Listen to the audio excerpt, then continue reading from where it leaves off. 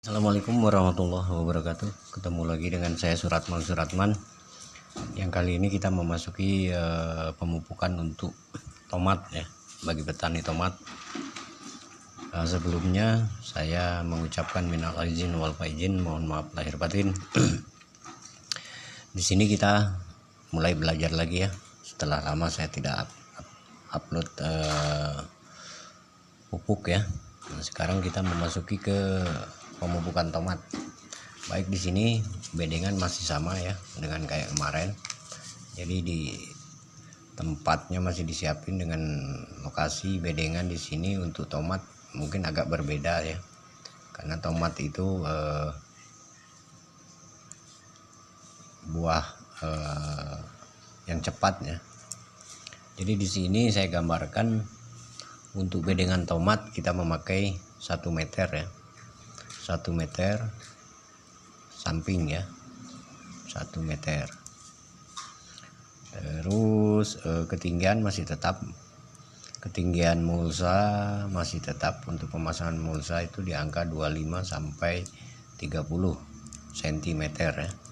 Kalau panjang itu disesuaikan dengan lahan yang ada di kebun masing-masing ya. Baik Bapak Ibu, di sini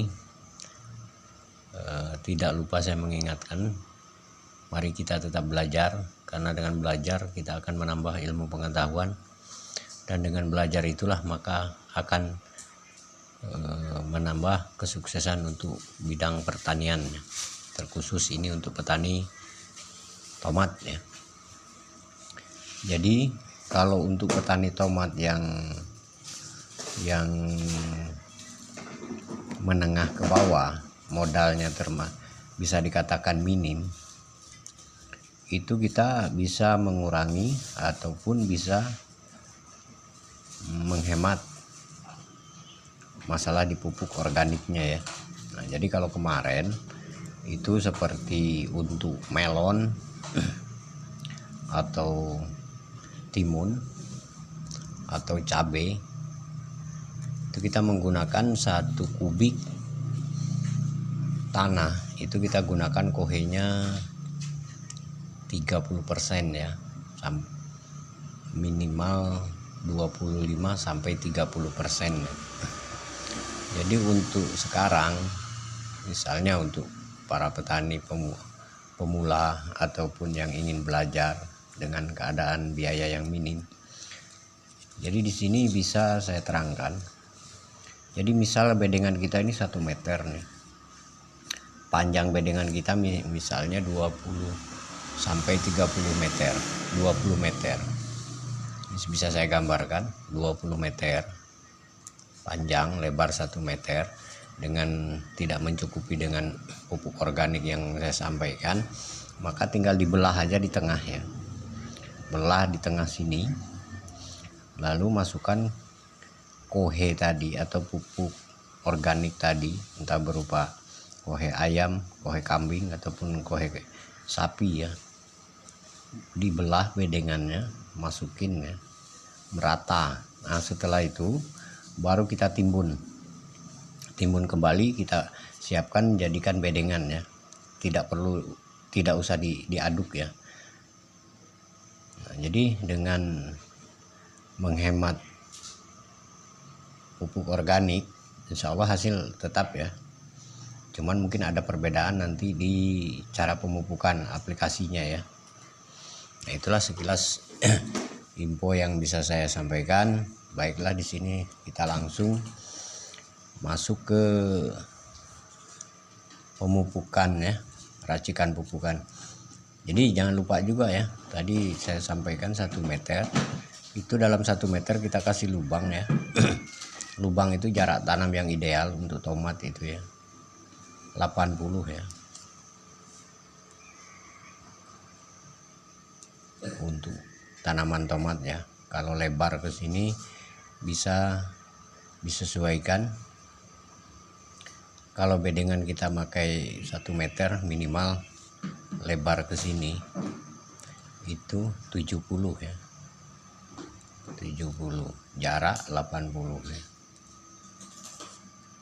Nah, kalau bisa ini sebelum nanti bibit tomat kita masuk, setelah penyemaian itu ini diwajibkan ya masuk pupuk NPK ya, pupuk seimbang seminggu sebelum tanam. Jadi disesuaikan aja, kalau memang kita minim modal ya, kita masukkan aja setengah sendok ya, setengah sendok atau seperempat seujung sendok makan itu ya, masukin. Setelah lalu ditimbun, setelah seminggu baru kita masukkan ya bibitnya ya, kita tanam. Baik, di sini inilah racikan untuk pupuk tomat ya, udah saya racikan sebelum saya bikin udah saya racikan juga ya. Nah ini racikannya, biar di sini saya jelaskan nanti agar lebih jelas.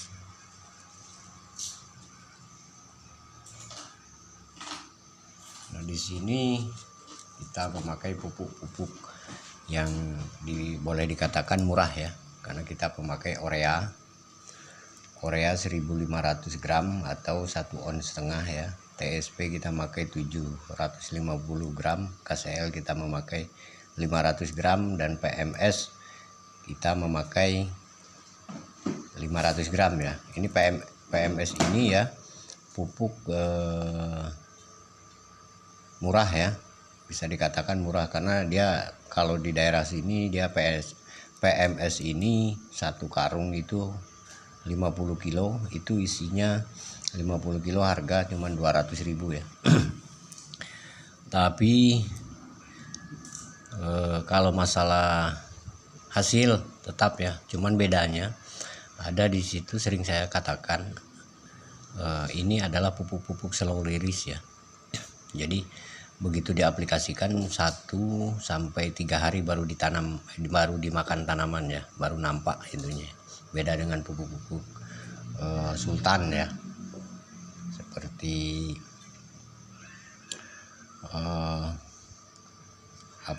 komplek seperti NPK, seperti itu pupuk-pupuk rilis ya, begitu diaplikasikan langsung dimakan tanaman. Nah, baik, itulah penjelasan. Nah, jadi dari pupuk-pupuk yang saya terangkan tadi ini untuk masa vegetatif ya. Jadi setelah tanam nanti 10 hari setelah tanam, atau tengok perkembangannya, atau bisa jadi 10 hari atau sampai 15 hari. Kalau memang 10 hari udah termasuk langsung masih bagus, berarti kita ambil di 15 hari pemupukan pertama ya. Tapi kalau nampaknya 10 hari setelah tanam kok kurang baru kita aplikasikan di 10 hari dengan dosis ya, ini minimal 5 gram ya per tanaman.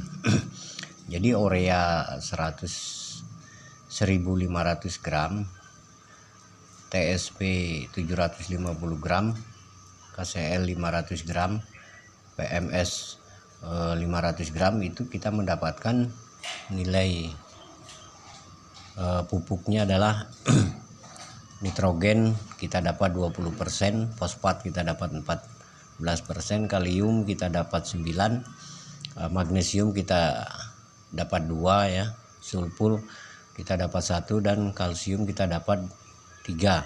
Sedangkan boron yang memang paling kecil dia mendapatkan 0,1 ya.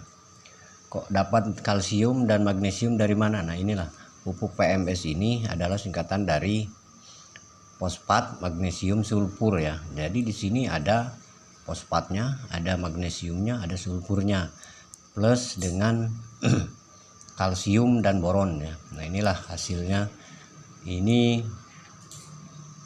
yang kita dapat ya.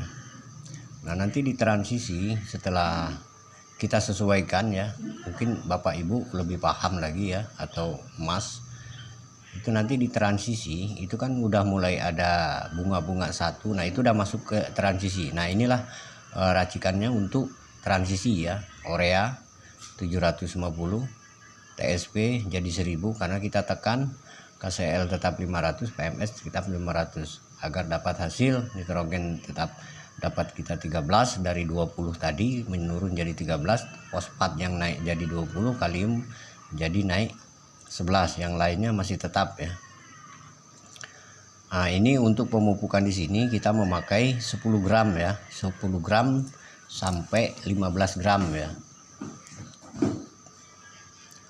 15 gram per tanaman ya. Nah, yang untuk generatif itu udah keluar buah, minimal udah keluar buah sebesar jempol. Itu kita memakai pupuk masih sama ya, cuman nitrogen kita turunkan jadi 10, fosfat jadi 15, kalium jadi 19.